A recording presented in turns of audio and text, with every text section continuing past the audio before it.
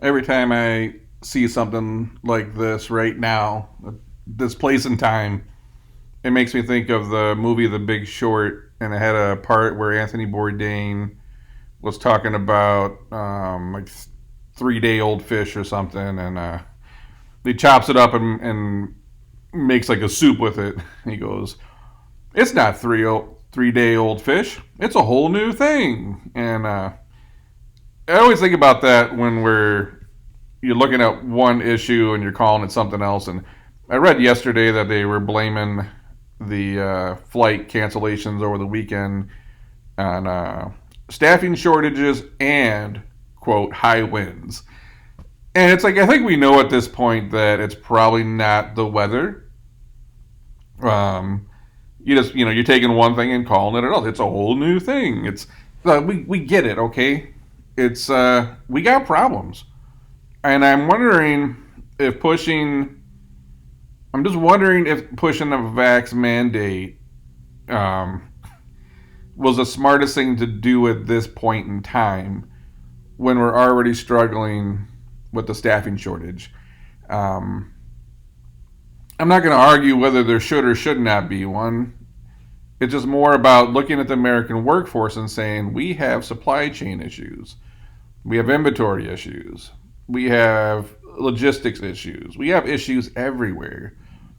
We have issues with crime, and everywhere we go, we're kind of short staffed right now. Do we want to do anything to make that situation worse? And it's one of those things where it's like, yeah, we do. Like, oh, we got a forest fire. That's forest fire. Let's try to put it out with gasoline or kerosene, and let's fork it. Let's use some jet fuel and see what happens. It's I don't know why we're doing this right now.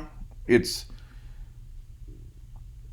there's other ways we can go about trying to encourage people to get the shot. I'm guessing what I don't understand, and I'm like abstract thought that I'm trying to rationalize or try to get it out of my brain.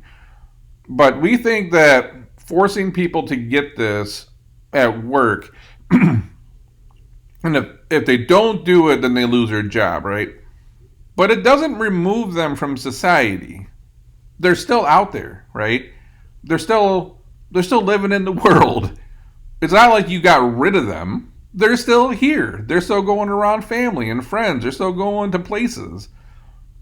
And it's like, I don't. So, what are we accomplishing? Yes, you may not have them at work, but they're still out in the real world. They're out in the wild, right? And I'm looking at the issues we have at the ports, the issues that we're having in the small businesses, the issues we're having in manufacturing. Everywhere we go, healthcare shortages. Do we want to do anything to make the issues worse? Yeah, I guess we do. It was Southwest, now it's American. I don't think it's just weather. It's convenient to say that because they don't want to come out and say what the real issue is. And no one wants to know the real issue. But yeah, United says vaccinated pilots and flight attendants could refuse to fly. I saw that one. They said that if I'm a pilot and I'm vaccinated, then I don't I want my entire staff to be vaccinated. So they will not work with other people that aren't vaccinated. Oh my God. We got a long road ahead. This thing's far from over. Who knows when it will ever be over? We got these like battles in society. We're creating these new kind of social constructs. We're creating new divides. We're almost creating two different classes of citizens. People are like getting pinned against each other. They're losing their livelihood. Where does this go from here?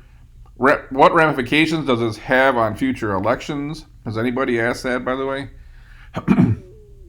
I always thought as a healthcare worker, if I just spent 18 months battling COVID, even the first 12 months battling COVID, and I'm out in the trenches, like risking my life every day, working crazy shifts in some of these hospitals that were overloaded, and then they're like, well, if you don't get the vax, you're fired. You feel like, well, I was good enough to do it when there was no vax, but now I'm not good enough? And I risked my life for 12, like what? I feel like this is a compounded issue that is gonna roll downhill like the world's most giant snowball, and we're not gonna fully see the effects for a few years. The toll it's gonna take on society in some way, shape, or form, how it might shape elections. Um, I don't know. There's a lot of turmoil going on.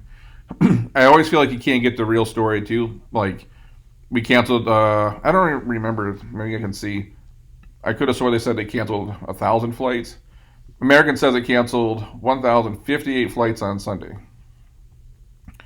This was on top of the 548 flights on Saturday and 343 flights on Friday. Yeah, it's a lot of flights. Scheduling certainty for our crews after high winds and bad weather. Hit major hubs.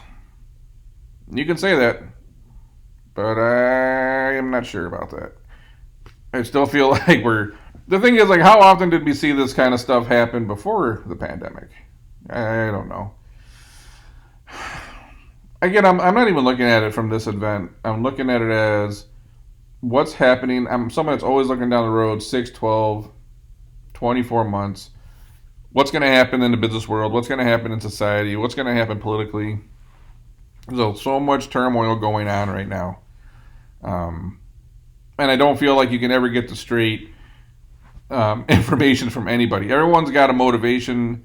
Everyone's got some kind of, they're leaning politically one way or another. That includes corporations, that includes the news.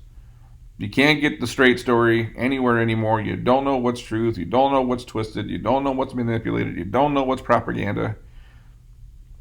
But I gotta imagine this is partly due to a staffing shortage. It's, I don't know. Got any thoughts on this? Drop a comment below. I got no interest in flying right now. If I can't drive there, I'm not going. Like, I don't want to get on a plane and deal with any of this drama. It just seems like it's getting worse, and we don't have any fixes. How are we going to get people back to work?